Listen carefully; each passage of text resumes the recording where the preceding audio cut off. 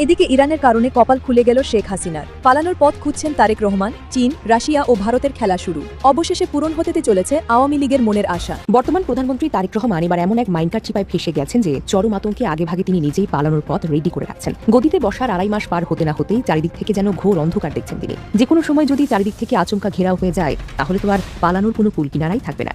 এই যে শান্তি চুক্তিটা ব্যর্থ হলো, এখন শেখ হাসিনা ফিরবে। Just wait and see. আস্তে আস্তে দেখবেন অনেকের জামিন হবে, আস্তে আস্তে দেখবেন অনেকে ফিরবে। এটার মধ্যে ভারতের যেমন সমর্থন থাকবে, চীনের সমর্থন থাকবে, রাশিয়ার সমর্থন থাকবে, কারণ এক শেখ হাসিনার প্রতি প্রত্যেকটা রাষ্ট্রনায়কের আস্থা আছে। আওয়ামী লীগের প্রতি এক ধরনের সফট কর্নার তৈরি হলো মানুষের এই ইউনূসের ব্যর্থতার কারণে। এতদিন তো শুনলাম যে কোনো দল নিষিদ্ধ করার পক্ষে নয় বিএনপির অনেক নেতার মুখেই তো শুনেছি। দর্শক, গত কয়েকদিন থেকে একটা ব্যাপার খুব করে আলোচনা হচ্ছে। বিএনপির সাবেক নেত্রী এবং স্বতন্ত্র হিসেবে যিনি এমপি নির্বাচিত হয়েছেন রুমিন ফারহানা, যাকে নিয়ে অনেক আলোচনা। বিএনপি কেন তাকে মনোনয়ন দিল না? সংসদে তিনি বলেছেন বিএনপিকে ধন্যবাদ জানিয়েছেন মনোনয়ন না দেওয়ার জন্য। এরকম বক্তব্য যখন দিচ্ছেন, বিএনপির প্রতি খুব একটা মোহ তার আর নাই। বিভিন্ন বক্তব্যে বিএনপির সমালোচনা করতে দেখা যাচ্ছে। মানে ওই তার হাঁস মার্কা, যে মার্কায় তিনি নির্বাচন করেছিলেন, তার হাঁস খেলে ধান খেয়ে ফেলবে, এরকম বক্তব্য তিনি দিয়েছিলেন। গত কয়েকদিন থেকে তাকে নিয়ে আলোচনা যে রুমিন ফারহানা এনসিপিতে যোগ দিতে চলেছেন। এই আলোচনা খুবই গুরুত্বপূর্ণ আলোচনা। এই কারণে রুমিন ফারহানা বাংলাদেশের রাজনীতিতে বেশ আলোচিত একটা মুখ, এবং আওয়ামী লীগের 15.5 বছরের আমলে। আসসালামু আলাইকুম। এই মাত্র পাওয়া ব্রেকিং নিউজ, আওয়ামী লীগে যোগ দিচ্ছে এবার ব্যারিস্টার রুমিন ফারহানা। আওয়ামী লীগের সুদিন ফিরে আসছে। প্রিয় দর্শক শ্রোতা মণ্ডলী, অনেকেই শুনে অবাক হচ্ছেন। অবাক হওয়ার কোনো কারণ নাই। আওয়ামী লীগের যারা ফ্যান ফলোয়ার রয়েছেন তারা একটু আঠাশাটো হয়ে বসেন এবং এই যে নিউজটা দেখতে শুরু করেছেন সম্পূর্ণ ভিডিওটি দেখবেন। সেই সাথে আওয়ামী লীগকে নিষিদ্ধ করায় এবার ক্ষেপে গেছে রাশিয়া, চীন এবং বেশ আরও মধ্যপ্রাচ্যের কয়েকটা দেশ।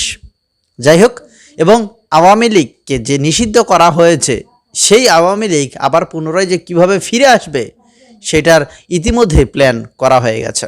যাই হোক, কথা বেশি বাড়াতে চাই না, চলেন একটু বিস্তারিত ভিডিও স্ক্রিনে দেখে আসি।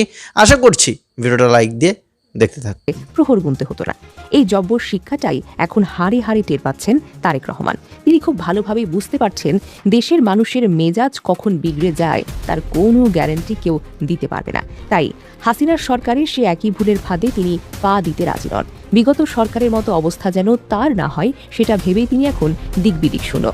ক্ষমতার দম্ভ একদিন মাটিতে লুটিয়ে পড়তে পারে, এই কথা তিনি ভালো করেই জানেন। তাই তো পণ্ডিতি না করে নিজের পথ নিজেই খুঁজে বের করেছেন। দীর্ঘ 17 বছর দেশের বাইরে থাকার পর গত বছর ডিসেম্বরে যখন তারেক রহমান দেশে ফিরলেন, তখন তার ঠিকানা হলো গুলশান এলাকার 196 নম্বর বাড়িটিতে। সেখান থেকেই এখন পুরো দেশ চালানোর কাজ চলছে। কিন্তু একটা রানিং প্রধানমন্ত্রীর জন্য এরকম একটি সাধারণ আবাসিক এলাকায় বাড়ি নিরাপত্তার দিক থেকে কতটা বিপদের দিকে সেটা সবাই বোঝে। সারাক্ষণই যেন চাপা ভয় কাজ করে। ভিআইপি চলাফেরার কারণে আশেপাশের সাধারণ মানুষের চলাফেরায় যেমন চরম সমস্যা হচ্ছে, তেমনি তার নিজস্ব স্পেশাল গার্ড বা এসএসএফ সদস্যের জন্য এই খোলা জায়গায় নিরাপত্তা দেওয়াটা একটা বিশাল ঝামেলার কাজ হয়ে দাঁড়িয়েছে। যে কোনো সময় যদি চারিদিক থেকে আচমকা ঘেরাও হয়ে যায় তাহলে তো আর পালানোর কোনো কুল কিনারাই থাকবে না। এই আতঙ্কেই মূলত রাতের ঘুম হারাম হয়ে গেছে তারেকের দলের শীর্ষ মহলের। আর এই তড়িঘড়ি করে এক নতুন মেগা বাড়ি বানানোর বিশাল কাজ হাতে নেওয়া হয়েছে। এই বাড়ি বানানোর নামে চলছে বিশাল এক আয়োজন।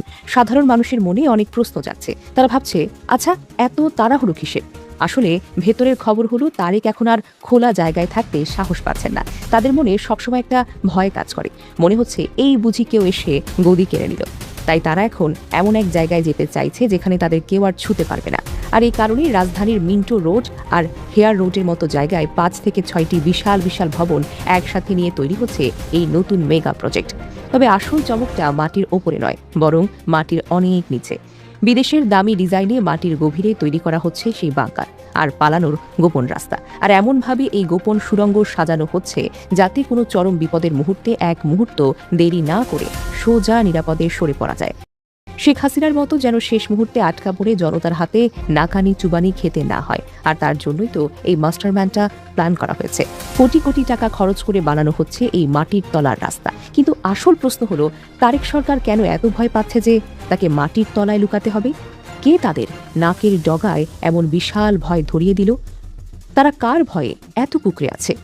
আসল কাহিনী হলো, তারেক সরকার খুব ভালো করেই জানে তাদের পায়ের তলার মাটি কতটা নরম। বর্তমান সরকারের স্পিকার হাফিজউদ্দিন আহমেদ নিজেও কিন্তু এই বিষয়ে একটা বড় কথা বলেছেন, যা সবার মুখে বেশ ভালোভাবে ধামাচাপা দেওয়ার মতো। তিনি পরিষ্কার করে বুঝিয়েছেন, দেশে যদি ভালো শাসন না থাকে, মানুষের অধিকার যদি ঠিকঠাক মতো আদায় না হয়, তাহলে মাটির নিচে শত শত কোটি টাকা খরচ করে বানানো কোনো বাংকার বা সুড়ঙ্গ দিয়েও কিন্তু সেই সুরক্ষাটুকু হবে না। দিন শেষে মানুষের ক্ষোভের মুখে এইসব দামি আয়োজন কোনো কাজেই আসবে না। এই চরম সত্যটা তারেক সরকার যত তাড়াতাড়ি বুঝবে, ততই যেন তাদের জন্য ভালো। আর তা না হলে সেই সুড়ঙ্গ বানানোর মাসুল করায় গণ্ডায় মেটাতে হতে পারে। এই পুরো ঘটনা প্রমাণ করে, রাজনীতিতে কেউ অতি চালাক হয়ে পার পায় না। এই কারণেই আমি বলছি যে শেখ হাসিনা ফিরবে যদি আমেরিকা এখান থেকে হাত গুটায় পালায় যায়। এই যে শান্তি চুক্তিটা ব্যর্থ হলো, এখন শেখ হাসিনা ফিরবে, জাস্ট ওয়েট অ্যান্ড সি।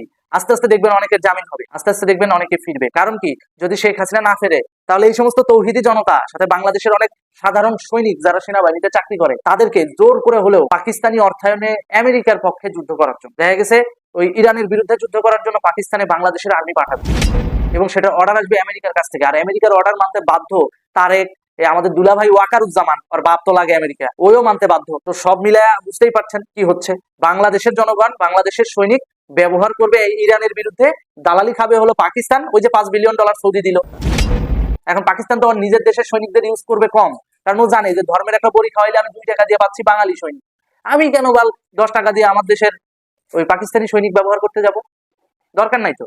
ও তখন বেশি বেশি বাঙালি সৈনিকদেরকে বিদেশে পাঠানোর নাম করে, ম্যান পাওয়ার সাপ্লাইয়ের নাম করে, যুদ্ধে যাওয়ার নাম করে, এগুলাকে তখন ইরানের বিরুদ্ধে লাগাই দেওয়ার একটা চিন্তা ভাবনা করবে।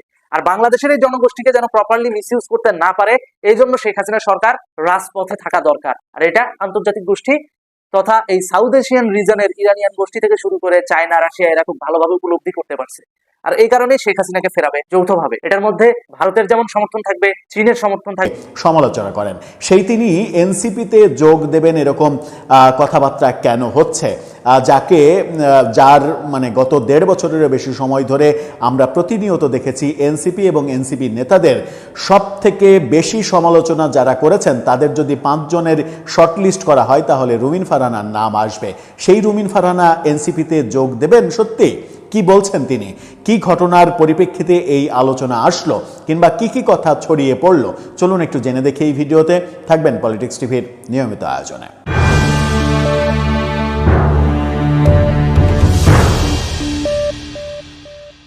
দর্শক, বলছিলাম বিএনপির সাবেক নেত্রী, স্বতন্ত্র সংসদ সদস্য রুমিন ফারহানা এনসিপিতে যোগ দিচ্ছেন, এই খবরটা ছড়িয়ে পড়েছিল।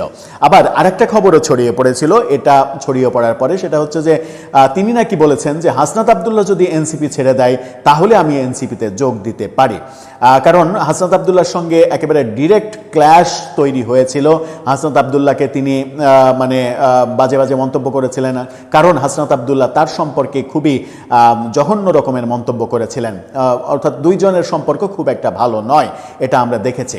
সেই কারণেই একটা গোষ্ঠী এই বক্তব্যটা ছড়িয়ে দিয়েছিল যে রুমিন ফারহানা বলেছেন হাসনাত যদি এনসিপি ছাড়ে, তাহলে এনসিপিতে যোগ দেওয়ার কথা তিনি চিন্তা করবেন। কিন্তু সেটা রুমিন ফারহানার বক্তব্য ছিল, এরকম কোনো তথ্য প্রমাণ আমরা হাতে পাইনি। সুতরাং ধরে নেওয়া যায় যে সেটা গুজবও ছিল। এখন গণমাধ্যম যেটা বলছে রুমিন ফারহানার বক্তব্য নিয়ে, দেশ রূপান্তরের শিরোনামটা দেখে নিন। সেখানে বলা হচ্ছে এনসিপিতে যোগ দেওয়ার গুঞ্জন, যা বললেন রুমিন ফারহানা। ত্রয়োদশ সংসদে স্বতন্ত্র নির্বাচিত রুমিন ফারহানা এনসিপিতে যোগ দিতে চলছেন বলে চাউর হওয়া খবর সম্পর্কে পরোক্ষ বার্তা দিয়েছেন রুমিন ফারহানা। গত কয়েকদিন ধরে সামাজিক যোগাযোগ মাধ্যমে বিষয়টি নিয়ে ব্যাপক আলোচনা হলেও এ বিষয়ে স্পষ্ট কোনো বক্তব্য তিনি দেননি। অর্থাৎ তিনি যোগ দিচ্ছেন কি দিচ্ছেন না, এরকম স্পষ্ট কোনো বক্তব্য দেননি। কারণ তিনি তো এমন না যে এরকম গুঞ্জন যেটা ছড়িয়ে পড়ল সেটা তিনি জানেন না, সেটা তিনি দেখেননি, সেটা তিনি শোনেননি। ব্যাপারটা তো তা নয়, সবই জানেন, সবই শুনেছেন, সবই দেখেছেন, কিন্তু তিনি চুপ কেন? এই চুপ থাকার মধ্যেই তিনি ফেসবুকে একটা খুবই কৌশলে একটা পোস্ট দিয়েছেন। সেই পোস্টটাকে গণমাধ্যম মনে করছে যে এই গুঞ্জনের সঙ্গে মেলানো যায়। কি সেই পোস্ট? তার পোস্টে তিনি ইংরেজিতে পোস্ট দিয়েছেন, যার বাংলা মর্মার্থ যেটা দাঁড়ায় সেটা হচ্ছে যে গুজব রটাই নিন্দুকেরা, ছড়াই বোকারা, আর বিশ্বাস করে গাধারা। তিনি খুবই স্পষ্ট, খুবই মজার একটা পোস্ট দিয়েছেন। আবারও বলি, গুজব রটাই হচ্ছে নিন্দুকেরা, গুজব ছড়াই বোকারা, আর গুজব বিশ্বাস করে গাধারা। অর্থাৎ যারা বিভিন্ন গুজব বিশ্বাস করে তাদেরকে গাধা বলছেন। এই কথা বলে রুমিন ফারহানা তার পোস্টে সরাসরি কোনো রাজনৈতিক দলের নাম উল্লেখ না করলেও বর্তমান প্রেক্ষাপটে তার এই পোস্টটি এনসিপিতে যোগদানের গুঞ্জনের কড়া জবাব হিসেবেই তিনি দেখছেন। অর্থাৎ যারা এই গুজব ছড়াচ্ছে তাদেরকে নিন্দুক বলছেন, মানে বোকা বলছেন, যারা গুজব রটাচ্ছে তাদেরকে নিন্দুক বলছেন বলে সমালোচনা করছেন। এর আগে বিভিন্ন সূত্রে খবরে ছড়িয়ে পড়ে জুলাই আন্দোলনের পক্ষের শক্তিগুলোকে এক প্ল্যাটফর্মে আনার প্রক্রিয়ায় রুমিন ফারহানা সহ বেশ কয়েকজন পরিচিত মুখ এনসিপিতে যোগ দিতে পারেন।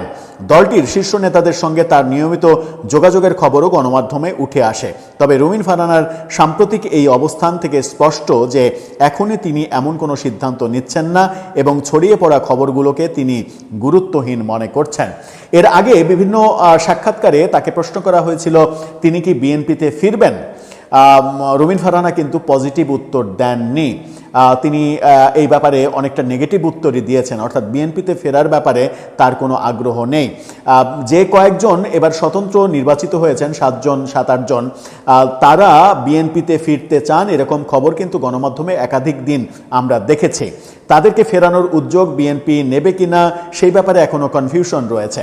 হয়তো কোনো একটা সময় তারা ফিরবে, হয়তো এখন তো কেবল নতুন পিরিয়ড চলছে, কিছু সময় দর্শক মণ্ডলী, যারা যেখান থেকে ভিডিওটা দেখেছেন অবশ্যই ভিডিওটি শেয়ার করে দেবেন। এবং হ্যাঁ, আওয়ামী লীগ ফিরবে, আওয়ামী লীগ অবশ্যই আওয়ামী লীগের মতোই ফিরবে। সাবেক প্রধানমন্ত্রী শেখ হাসিনা তিনি তার আওয়ামী লীগকে কীভাবে ফেরাতে হবে সেটা তিনি ভালো করেই জানেন। বাংলাদেশে মানে যদি কেউ কোনো ভালোভাবে পলিটিক্স বুঝে থাকে, মানে যদি কেউ পলিটিক্সকে মানে ঘেটে সব কিছু করে থাকে, সেটা হচ্ছে শেখ হাসিনা। এবং বঙ্গবন্ধুর সৈনিক যারা, তারা আওয়ামী লীগকে কখনোই বলতে পারবে না। আওয়ামী লীগকে নিয়ে তারা রাজনীতি করবে, আওয়ামী লীগকে ছাড়া কোনো রাজনীতি হতে পারে না। যাই হোক, ভালো থাকবেন এবং আজকের ভিডিওটি সম্পর্কে কোনো মতামত থাকলে লিখবেন কমেন্ট বক্সে। ধন্যবাদ সকলকে, দেখা হচ্ছে পরবর্তী নতুন কোনো ভিডিও।